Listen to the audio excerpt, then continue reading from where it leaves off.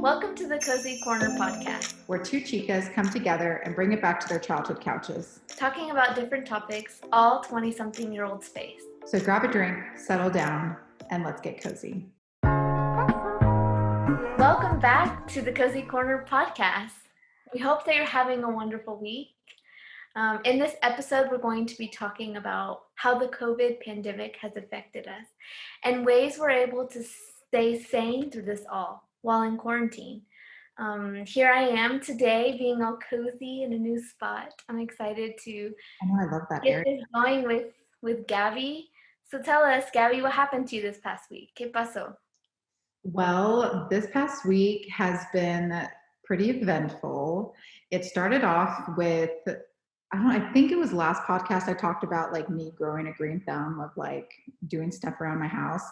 Well, me and Brett, we put new mulch in, and it's like a super cool midnight black mulch, and we were really excited because it looked super crisp. And then the next day he leaves for work, and mind you, this is 4:30 in the morning, and he wakes me up and he's like, "Gabby, a cat threw up in our mulch," and he's super grossed out with throw up. And I was like, that's so random, because I grew up with cats on my dad's side of the family, and I looked at it and I was like, that doesn't look like cat throw up. Like, there's no way that it looked like a yellow foam. I don't know if some people already out there are probably knowing what the answer is, because I'm gonna tell you soon. But so whatever, I picked it up and it was super weird, and I just threw it away, and I was like, okay, hopefully the cat doesn't come back. Like, I don't know. So then the next day, like Monday, Tuesday, Wednesday, each day it got more and more, and I was like, Brett, something is happening. I don't know. So we researched it, and then we realized it's a fungus that naturally grows with mulch, with like oxygen, oxidation, like something like that. And so it was really funny, because this whole time Brett was like ready with hot water, like to, he thought there was like this cat in our front yard, and Yeah. the whole time it's like called nature, Mother Nature doing her thing. But it is super weird, and it's kind of, I guess, like a reality check of like nature doesn't always look like, landscaping is not what I thought it was going to be. It's like, you have to work with the ugly. So that was a learning process for me and him. And then this past weekend, we did something out in Georgetown, which is about 30 minutes away. So Brett is obsessed with caverns and the history behind caverns and how they were discovered. So there's inner space caverns in Georgetown, which I had no clue about. It's apparently one of the first caverns found in Texas. Found, yeah, thank you. And right under I-35. And so we took an hour and a half tour, super cool. But it was funny because it's like known, and I know you know this, everyone knows this, I'm a sweater. I sweat very easily. And even if I'm not even hot, people are like, Gabby, you have beads of sweat on your face. And I'm like, I don't know. Like, it's just something that my body does. So we were out down in the caverns, and they were like, yeah, the caverns naturally stay at 72 degrees. But it does raise in humidity the lower we go down, which I thought it would be like the opposite for some reason. But it did. I'm wearing, like a workout outfit with our masks, because we have to wear a mask. And I was like because I'm sweating, the mask gets wet. I'm sure so many people can like relate to this thing that has to be an accessory for us during COVID. But it was beautiful, and at the same time, it was like a problem. But Brett had a great time. I learned a lot about caverns, and that was productive. And then when we got back home, we both get like super, I think everyone, like midday snacky, sweet tooth vibe. Mm-hmm. And we get home, and so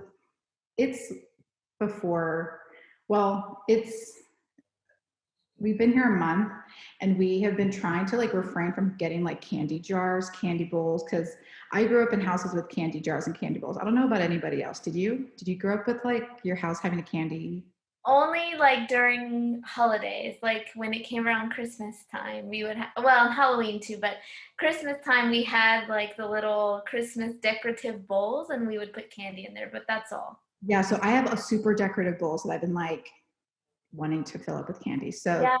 previously we did curbside, HEB curbside, and we got some candy and I filled it. So we immediately go to the candy jar and like it was the whole weekend. We just like slowly nibbled, and then we realized this is not for us because we like in my mind I'm like this is for guests to have candy, and then I'm like this is literally just at my own access, which is unhealthy. It can be unhealthy. So we like laughed about that. We're like, okay, that was a nice moment with our candy jars, but we'll just leave those for when we're house entertaining. So I thought that was funny. And then our routine is mainly at night because he has to go to bed so early, which is different to me. I'm used to like being a night owl.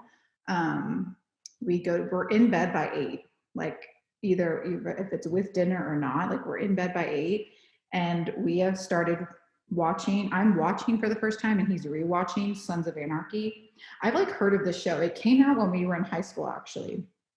I have never seen it, so Okay, so it came out in 2009. So it's really funny but it's weird how it feels so present. Like even though they have flip phones, they're like a motorcycle gang, so they can't have iPhones. They're like prepaid phones. So it's like nothing disturbs me to be like, wow, this is a decade old. So it's nice to me that it feels modern or whatever. But yeah, so that's what we've been watching. And then like low key, I'm like, I don't want to be in gang, but it looks cool, like the motorcycles and stuff. So yeah, that's what I've been up to is motorcycles, eating too much candy, and sweating in caverns. But what about you, Candy?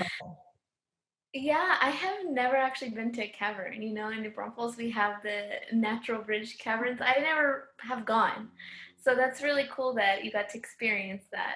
And it's also really funny because actually this weekend we visited a town just a couple hours outside of the city. And Edwin had told me that there were some caverns in this town that we visited. So when we go back, I would love to see the caverns there. We didn't go, but I don't know, just a little uh, cool fact that you went to caverns and I almost went to caverns. But so yeah, things every time that I like catch up with people, for example, every week I have a meeting with all of the teachers through Zoom. And the principal's like, so would anyone like to start off by saying like how they're doing and things like that? And it's like cricket, cricket, cricket. Everyone is just like doing the same thing. There's nothing new. So that's kind of how all of my catch-ups have been. It's like, well, we started watching a new series on Netflix. Things like that, just boring things, relaxing. But this weekend, we actually went to, like I said, a town a couple hours outside of the city. Edwin surprised me. He's like, let's just take a day trip. Let's go out and see what's there. We didn't really do much. We just drove there and kind of walked around the square, but it was like blocked off because of the pandemic. Nobody could go inside the square. It was kind of like a ghost town, but it was so beautiful. I have a beautiful photo of a church that we saw with the mountains in the background. But the best part about this mini trip that we took, is that one of my old students that I had 2 years ago, he was in fourth grade at the time. So now he's in sixth grade, and that year 2 years ago, he stopped going to our school. He just returned back with his family. So I hadn't seen him since 2018. But recently he texted me because now all the students have our cell phone numbers. So they just like sent out my number, I guess. He asked around, and he texted me a couple months ago. And we were actually in a town next to the town where he lives. So I was like, "Oh my gosh, are you in Tekpan? Like, are you there?" And he said, "Yes, I'm here." So he met with us in the square. It was the most beautiful thing ever. I was so happy. My heart is so full. It's Tuesday today, and this week is just gonna be great. I feel so happy. Um, he has grown not only like in height but also in maturity. In Mm. his voice, he has a deep voice now. It's just so funny and so crazy how like quickly you can see children grow. If you don't have children yourself, when you do, or if you ever do, you're going to want to cherish those things. I don't have children myself, but working with children, you see that, and you just get like, so I don't know, you have so much love and care for even kids that aren't your own. As a teacher, I guess I don't know um, any other way that a person could be attached to a child. I guess a niece or a nephew. But Mhm. anyway, it's just such a beautiful feeling that I have in my heart, and I'm very very happy today, this week, for that. What happened this weekend? So that was my weekend. Another cool thing, we bought some coffee, like delicious coffee, where yesterday I had the jitters because I made it accidentally too strong. But so happy. It's, the little things in life that make you happy, and coffee made me happy too this week. Love that. I'm so happy that you have like these relationships with, I guess you're my only teacher friend too, so maybe it's the only place I hear it, but just those like unique relationships with your students. I love that. Yeah, they're so unique. Like, I never would have, well, I never wanted to be a teacher. It just kind of fell into my hands, but I feel so happy and so content. Like I said already, my heart is so full in the job that I am. So who knows how much longer I'll be a teacher, but I'm very, very content right now where I am today in Nice. this career, I guess you can say. So moving on to what we're going to be talking about today. The topic of the year, right? COVID, quarantine. This year has been a year of change, right? For everyone. Online learning, working from home, city shutdowns, mask wearing, social distancing, quarantine. This word quarantine became a reality, and not only that, something that we see on TV.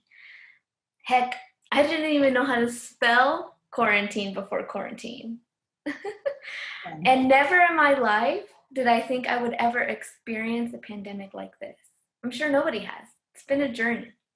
A journey for sure. And from experiencing different emotions to coping with isolation for some people to setting up a new routine for others and being away from friends and family and even coworkers. These are all types of new realities we as humanity have faced for over the past 8 months, and who knows how much longer. So I'm curious, since you're in Guatemala, I'm over here in Texas, I know things have been different. So how did it go down in Guatemala for you, quarantine? Yeah, so as you all know, I'm a teacher in Guatemala. And back in February is when the government started really making precautions to all of its citizens and the people in the country. Like, make sure you're washing your hands. If you feel sick, like fever, or if you have cold-like symptoms, stay home. They started promoting those types of precautions. So we started seeing them even on signs throughout the city. And in our school, our principal started making those same comments to our students, like, make sure you're washing your hands before you eat, after you use the restroom, more than often, and don't come to school if you feel sick. So everyone here in Guatemala, because of the fast um, spread that the coronavirus was making outside of China, they knew here in Guatemala that it was going to come sooner or later. Mm. And sure enough, on March 13th, the first case of coronavirus came to Guatemala. And in that moment, I was actually in a town outside of the city because my husband's uncle had passed away, so from cancer, and so we were there in his hometown doing the funeral and all of those things. So in that week, I didn't even get to say a proper goodbye to my students because the following week, the the president had shut down all schools and we never returned. Um, so that's And what happened with work? Like, what was the, I guess, when it went down, what was like that process like?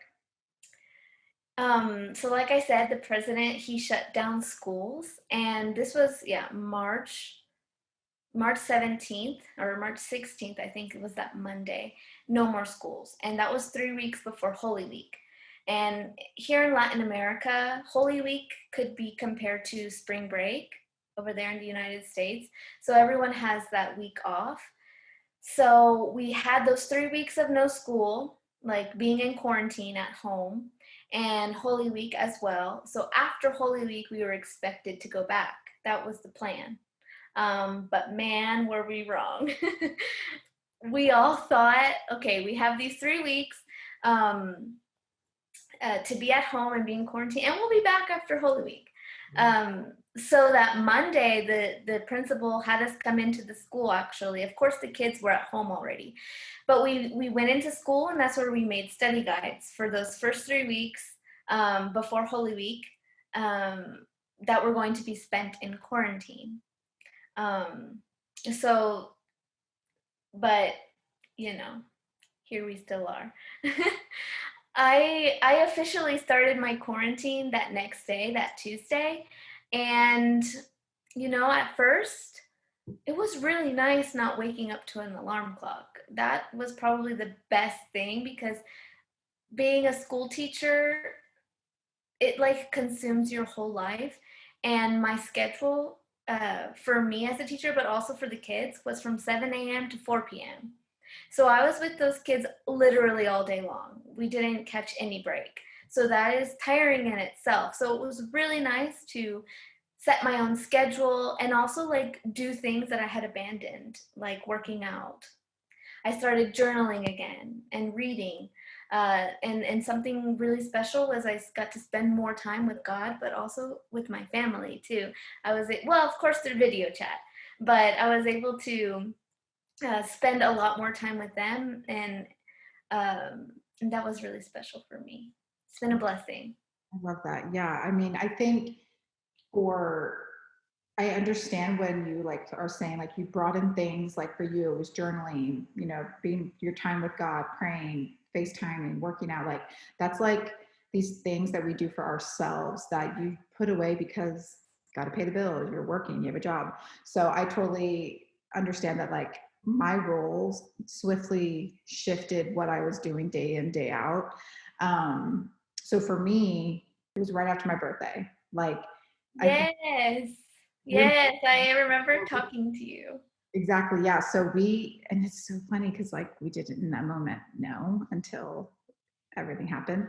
So that week, so March 15th was Texas state mandated, but that week before was my birthday week. And as you know, I'm just new back to Texas. I had a couple of Miami friends come visit me for my birthday. I saw the last concert in Austin, now we know, since, which was the Post Malone concert, which was so special to me because, I was going out, I was going to bars, like I knew of a virus that has been happening, but unlike Guatemala, they were taking precaution measures. Like Texas, it was like nothing can touch us. Like, it was fine. And that's what I thought. And that weekend, right before the pandemic hit, Brett took me on this romantic birthday weekend to Fredericksburg, which is, a wine country place. And it was interesting because most of the stores, like the eateries, they have taste testers and you get to try honey butters. You get to try like cheeses and like with different crackers. And that was like what we were really excited about too, other than the wine. But some stores had signs saying, due to the upcoming virus, we are going to close down this service. And I remember thinking that is so dramatic. Nothing like this probably isn't even real. It's probably fake news, like super naive. And we continued our weekend because we weren't really in the public eye. We weren't on our phones, like in the news as normal. And it's kind of funny, but like not. But Brett ended up getting like a serious stomach virus that weekend. So our like romantic getaway turned into me taking care of him in our cabin. And like it was like not COVID. We found out now it still wasn't COVID. It was just like a stomach thing. But Yeah. again, like off my phone. But during this time, parallel to our reality, things were heating up. People were in the know, but we totally were not. We were out in the country in a cabin. So then the morning of March 15th, that was a Sunday, I'm pretty sure, we are driving back into South Austin, and it was like 180. HEB, which is a natural grocer here, was line. Like I thought the world was ending. I was like, Brett, check your phone. And he's all groggy and sleeping in the car. And he's like, oh yeah, like this is serious. Like people are panicking. That's when I don't know if you heard the rumors of toilet paper, that was the first thing off the shelves. That was that day. And it was so bizarre. And it's like weird because it just feels like it was just yesterday that whole thing was happening, but it's been several months ago. Yeah, time flies. Yeah, Time flies. and then it's like, and then it just was like a dive into quarantine. So for you, the dive into quarantine, how is it like overall treated you in your life? Wow. Well, this year has definitely been a roller coaster, and I know not just for me, not just for you, but everybody in this world. And as I said, here in Guatemala, they were taking things really, really seriously. And well, the president, he's actually a doctor, so that I think that helped us a lot. Like he knew um, how big this virus actually was. So as soon as the first case had come in, he basically shut down everything. Um, First with the schools, and then it was like a week later, he made a national curfew. Okay, from 4 p.m. in the evening, nobody was allowed to leave their house, and if you left your house, you got a fine. Right, the police would fine you. Um, then the next week, everybody had to wear masks. If you didn't wear a mask, you got fined. So things were being taken very seriously. And this was even at the beginning, since March, all of these rules started coming in. And in those first 3 weeks, like I had said, that where we weren't in school anymore, we were at home in quarantine. Um, Actually, my father-in-law had gotten sick, and he had a fever and he had a cough, but the symptoms and all of this stuff was just so new. And we had taken him to the doctor. Actually, the doctor came to our house. His dad and his mom had come to our house, and we called a doctor, and a doctor, what is it, like, diagnosed him with, what was it, like a urinal infection. I think that's how you call it, a urinal infection. So we were like, okay, so that's what it is. And I think even the doctors didn't know how to diagnose Yes. COVID, right? The coronavirus. They still didn't even know. So anyway, so this was like 2 weeks into my quarantine. But my father-in-law just wasn't getting better. And Holy Week had come along, and this Holy Week from 2020 was the most holiest week I had ever experienced in my life, because it ended up that my father-in-law had to be sent to the hospital, and he had got tested with COVID.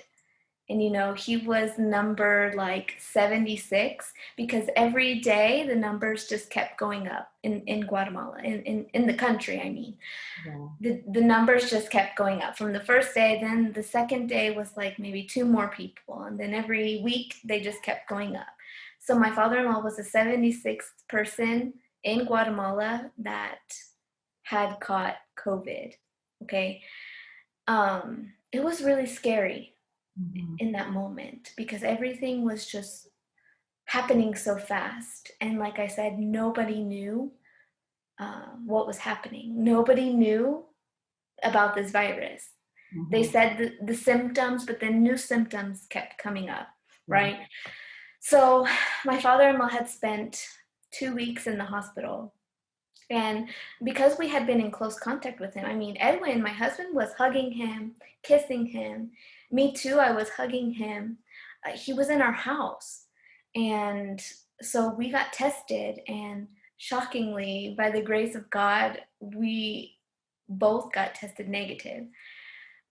So that was a blessing. I mean, we still quarantined ourselves because we didn't know, Yeah. nobody knew about all of this. So we were in quarantine for 2 weeks. We had his mom here too. She stayed we gave her our bedroom so she could be separate from us. Um, but we were just in our house 2 weeks. We had our friends bringing us groceries and anything, the medicine that his dad needed. Um, thank God we have those people here to help us with that because that was a very, very trying time. And this whole time that we were in quarantine, his dad was in the hospital. He was on the ventilator the entire time, the entire 2 weeks. And 2 weeks after that, he had passed from COVID. So here in Guatemala, he was the eighth person to pass away from the coronavirus. And so at the beginning of the beginning of quarantine for us was very, very difficult, very, very trying times. Um, but but we have grown from this too. Um, like I said, Holy Week was the holiest week for me that I have ever experienced. We were praying all the time. I don't even, that week just flew by, but I didn't touch my cell phone. I didn't do anything except just be, right? As it should. It was with my husband, my mother-in-law, just us three together here in the house and just being. So thinking back to the beginning of quarantine, that's how the quarantine life started for me. At the beginning, like I said, it was fun. We were home, we were doing fun things, we were doing puzzles and all these random things. And then this happened, so then we were down the hill. But after that, we have uh,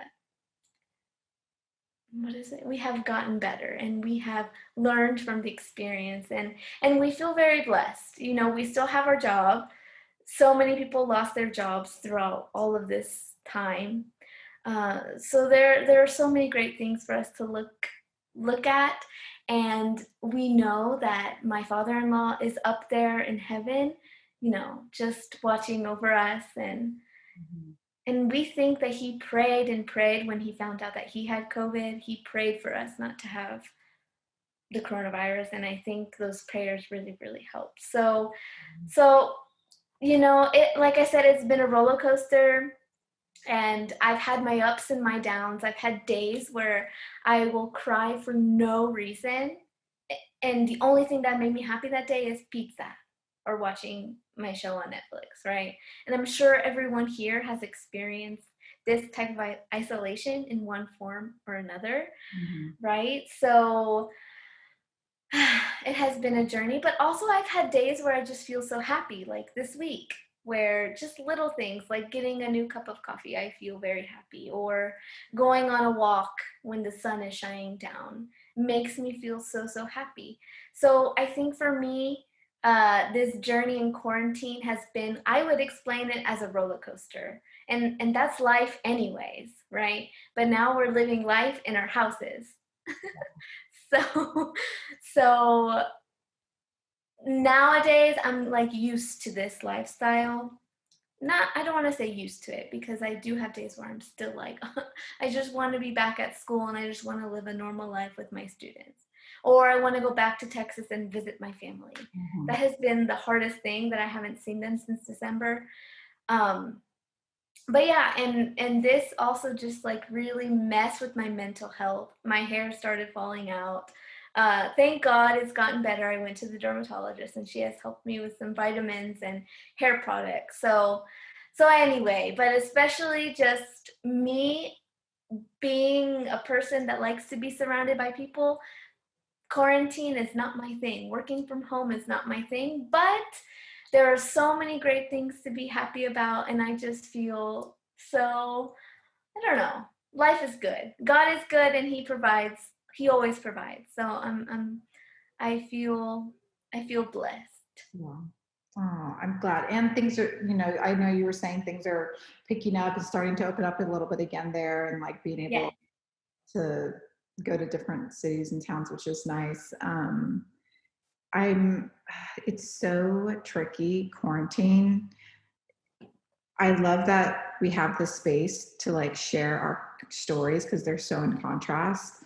Um, and also, I just want to say, I think it was like really awesome that you brought in the story of your father-in-law, because when you told me that when that happened, you were the first and only person that I knew that had a loved one pass away. I think a lot of um, people, COVID is a joke because they don't know it's something far off. And for you, you're close to me. And once I heard that story, it sits differently. So I'm glad hopefully someone out there can maybe like feel supported because maybe they went through it, or be more mindful. But yeah, quarantine is super tricky because for me, and this sounds really weird, but so after, the whole weekend with Brett, that next week, I honestly didn't educate myself really, or maybe it was just out of like a subconscious fear of like, oh, that's weird. I lived with my cousin at the time, and I'm used to hunkering down for a natural disaster. So in like Florida, I hunkered down for like a week or 2 weeks at a time for a hurricane that most likely wasn't, thankfully didn't damage my home or anything, but that whole feeling is kind of fun. You're like bulking up on sweets and alcohol and like things you're going to make, and you're going to watch movies all day. And that's what we thought, like, oh, it'll be fun. Like she's off work. And, we just thought like a little vacation, which I'm sure a lot of people thought because we thought it would pass. Yeah.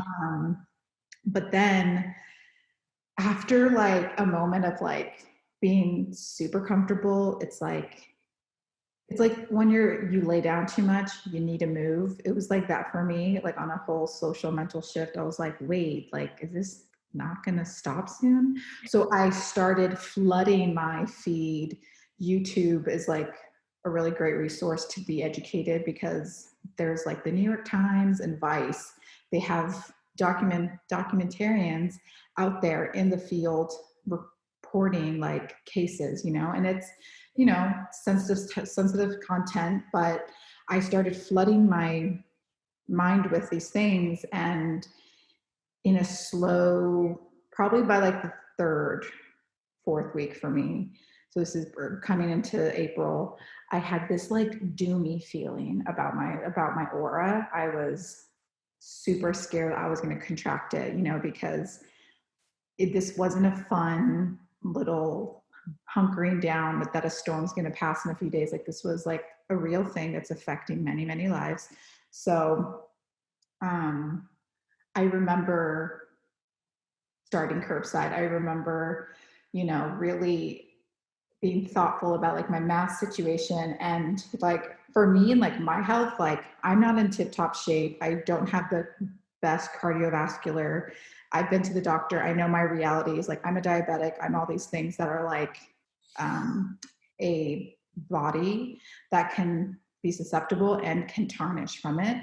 So my mood shifted drastically, and indoors, for me in quarantine, I said, okay, I need to keep busy. You know, I'm new to, I've moved back to my home state. So I was lucky to have a little bit of side jobs to do for a few months or a couple months. So it kind of was a nice balance of like, I'm working for a little bit and I get to kind of still be chill and lazy and all those other things that I was inside. But it's like little waves. I think, like you were saying, roller coasters, because there would be days where I just wanted to like go out and work and be with the film crew and do something creative, but I knew that that's not a reality. Like there are people, almost all the people in the creative field that need to be on film sets don't have a job. So I'm not alone in that. Or, you know, all these other people that are suffering, and I knew I wasn't suffering, so I had to find the silver lining of being good, of like what I'm receiving from all of this. But I think, because I'm going to be very honest, it hasn't affected my day to day drastically, but I think slowly watching how it's affecting my friends and family, it's just about being super mindful. But yeah, summer 2020 was super dark. And like how you were saying with mental health, like I've struggled, and crying for no reason is so relatable. Like I do it. I do. I mean, it's healthy to say because you have to just be able to say it, but like I do it often, and it's just being mindful of like, and you're not alone in isolation. For sure. I had, like I said, I've had days where I just cry for no reason. And there have been before this pandemic, I never had days like that. Maybe, where a part of my day I'm super sad, but it wasn't like all day long. Mm-hmm. And I'm a person where if I'm stressed or if I have anxiety, it all hits in my shoulders or in my back, my neck area. I have that pain. So like I remember one day I had this pain, and the only thing that took that pain away was to cry. So Mm. the best medicine is just to cry and let it all out. Yes, I'm sure everyone has been super supportive, and it's nice to have someone like in house, you know. Exactly. And so tell me, how has your relationship been with Brett during all this quarantine life? Yeah, it's definitely been it sounds cheesy, but the highlight of 2020, outside of, so many sad and things are happened, but he has been a blessing. I mean, I think having our relationship start off at the right before COVID happened, but the meat of our relationship, the majority of our relationship has been a COVID relationship. And it's funny that that's a tag I use, because so many people are breaking, I mean, relationships, COVID season has broken up relationships. So that's the COVID relationship, is like you're annoyed with your boyfriend or girlfriend and your wife or husband. Like for us, he has cut down, his job didn't get, thankfully his job he's not on furlough, but he's just now working 10-hour 4 days instead of 8-hour 5 days. So he has a 3-day weekend. So, That's awesome. yeah, so it's more time with him. It's definitely like higher stress because he has to commute, he has longer work days, but all of it's a balance for us. Like it works really well. And for me, I'm very emotional. Like I was, saying, I'm up and down. He's very, in his, I guess, characteristics, he is very patient, and he listens to me, and it's just been a really awesome like support system, especially with us getting a new house, like everything that we've done in the time of quarantine, because then everything we've done has restrictions, has delays because of quarantine. So I love him, and I'm just so happy that he has walked through this with me. Yes, I'm so happy for you. You have that rock in your life because it makes things all the better and all the easier too, especially in this pandemic that we're living. Yes, definitely. But for you, because I do like, and I think it's important that we really make this like a part of the big topic of COVID is how are you coping and what can people learn from our conversation about coping for your mental and physical health? So I have never considered myself an anxious person. But I think this past year I found out that, anxiety is within me, or anxiety has found me, however you want to put it. But I do have anxiety, and this isolation has brought that out in me. So yeah, as I said from the beginning, it was kind of fun being at home, taking time for ourselves, enjoying our house a lot more because, like I said, being a teacher just consumes your life. We would get home at 5 p.m. every evening and literally change into our PJs, maybe eat some dinner and just veg and relax. That was our life. So now I feel very happy to be in the house that we are in and being able to see a sunrise or enjoy the sun in our house. But, months kept passing and we're still here. We're still at home. And, but I guess this is our new normal for now. And in this, my emotions started to change. That's where I would have those days where I didn't want to get out of bed and I just wanted to cry. Um, and like I said earlier, I consider myself an extrovert. Like I love to be around people. It makes me happy. It gives me energy to being around people. Um, and kind of similar with Brett, Edwin, he is the same. He's just kind of like calm. He doesn't get anxious. He doesn't get nervous. I mean, he every day for him seems normal. Mhm. So I'm like the one that's like all over the place, and he's always asking me, "Are you on your period again? Are you on your period?" But so so you ask how I'm coping. For me, it's been the idea of really just listening to my body and letting it do what it wants. At the beginning, I was doing a workout every single day, not because I want to like be in shape or like get fit. It's just because it feels good. I love exercising. I love sweating. I don't know. I like to feel sore too. So for me, that's what it was all about. So I was doing it every single day, and I think I got bored of that. I created myself a morning routine, which is something that I have always wanted, like, watching those YouTube videos, morning routine. Yes.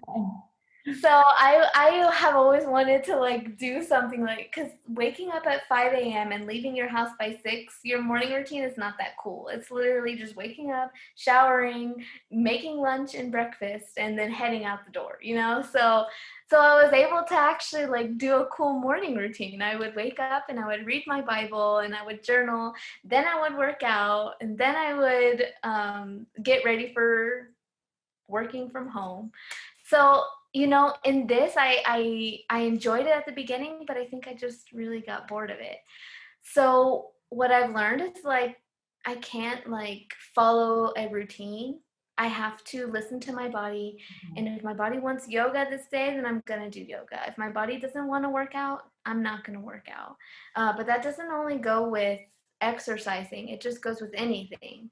So I've come to terms in the fact that I don't need a routine. I just maybe put 3 things that I want to accomplish today. And and that's what my goal is. I don't have to set a specific time, but at least before I go to bed tonight, these are the 3 things that I want to accomplish. Um so yeah, which is kind of weird because I've always considered myself a planner, and like at the beginning of this, I was writing down like hour by hour exactly what I was going to do. But how boring is that when you have like a whole day to yourself? So I just kind of like do whatever. And but I have my goals, my 3 goals for the day, and you know, that is what has helped me.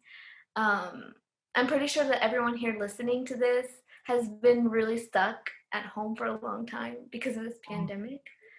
And they have also that you've probably also gone through these emotions, and that is okay. It is okay to feel this way. It is okay to stay in bed all day if that's what your body wants. Um, I've learned that it's fine to do that. Listen to what your body says. If today it feels like going on a walk, waking up early, going on a walk, and accomplishing all your goals, then do it. But if your body says, okay, Darlene, just stay in bed a little bit longer, you can get your workout in later and you can accomplish all your goals later. Take your time, take it easy. It's okay to cry for no reason, and it's okay to do what your body wants. That's what I've Exactly. learned. Honestly, yes. Yes to all of that, because there should be no shame or guilt. Because, yes, I think, what I think, because people have more time at home, people are on social media more, and then like you have these influencers like doing all these like cool, amazing, priority, productive things. But that's not real. Okay, folks, so I say give yourself grace. Has been something I repeat to myself when I get overwhelmed with, oh my gosh, because from you, which I love the whole like goals. And, if you don't do it, Gab, I'm like, give yourself grace. There's no purpose of putting guilt or shame during this time when it's a subtle, like low vibration. I'm really into energies. So it's low, guys. So give coping right now for me is I really like what you said. I'm like totally going to journal that of listening Go to for it. that phrase. But for me, it's been taking it easy on myself, kind of reflects what you were saying, and just refocusing on what, like the beauty of what I can do. There's a lot of things I can't do, but what I can do are a lot of things. Um, like you said, I don't try to give myself a bunch of like I try not to mix up like, okay, I have to do all my financial stuff, then I have to do all the business stuff like of my life. I try to like spread it out to be like a little bit at a time, because that's all we have right now is time, or at least I do, like I don't have a 9 to 5 to go to. I'm not an essential worker. So I stopped expecting myself to be like, I have family members that get it all done because that's what their life calls for, and my life is calling for something different. Um, there are some days where I want to just be lazy and just, you know, Yes. Yes. junk food, watch too much Netflix. And I just have to realize, okay, this was today. It's not the worst thing. There's other days where I'm like super outside, sweating all day, like doing productive things for my body, for my house, for whatever. And for me, when I started getting serious about purchasing a home, that was really nice because I felt like I had a goal that was completed. Like that was one of my big goals. Like you said, like for daily goals, but like for me, it was like by the end of this year, I would really love a house. So that was kind of nice to complete for myself. So I think like that can be anything too. Like if you have something you want to work at in your house, like a renovation or anything, like you have so much time. Um, but I I think mainly what I want to talk about for my coping side is I give huge shout out to my therapist. I'm a big activist for therapy. I do know that talk therapy isn't for a lot of personalities and characteristics about some people, but for me, I found my therapist immediately when I came back to Texas because I had my own insurance because I felt like an adult. And it covers, most insurance covers at least a few sessions to almost all your sessions. A copay can be pretty light here, at least in the States, with my insurance. And I go to him weekly, and it's honestly, sometimes I go in and I feel like I don't need to talk about anything. And then I leave feeling like I'm on a cloud of like, wow, I've just rained out so much stuff I didn't know I was keeping in. Okay, so moving on to our segment of the podcast, preguntas. So, I'm going to start. Mi pregunta es,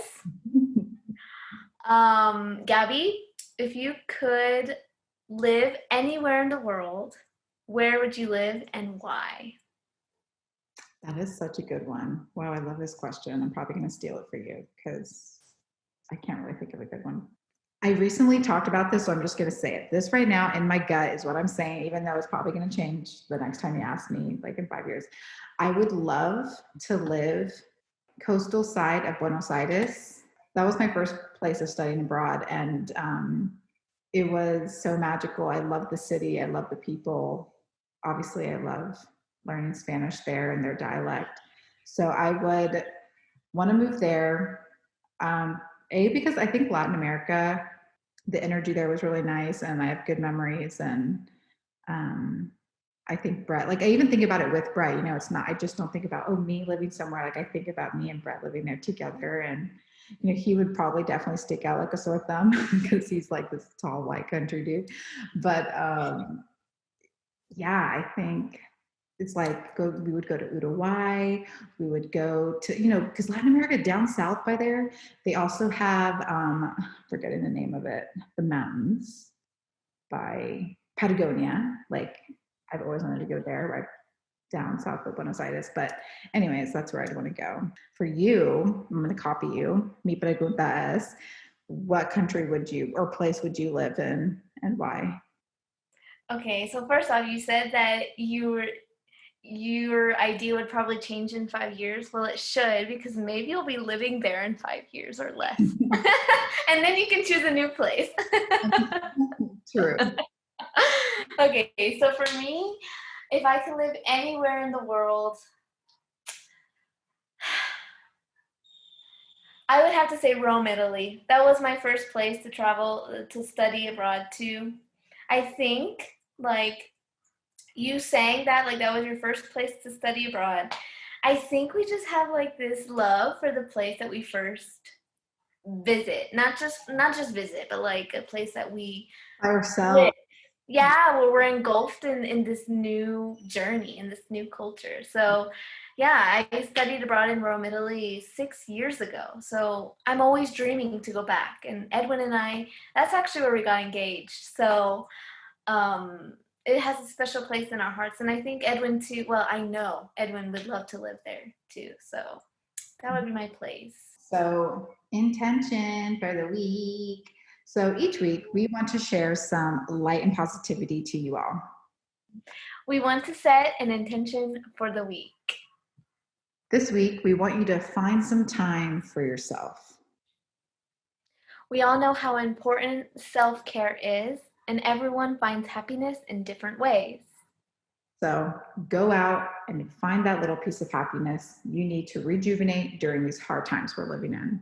And remember, give yourself grace. Don't be hard on yourself. Take it easy. Listen to your body. Next week, we're going to be talking about moving away from home, the challenges and triumphs of living outside of your parents' house. Also, the joys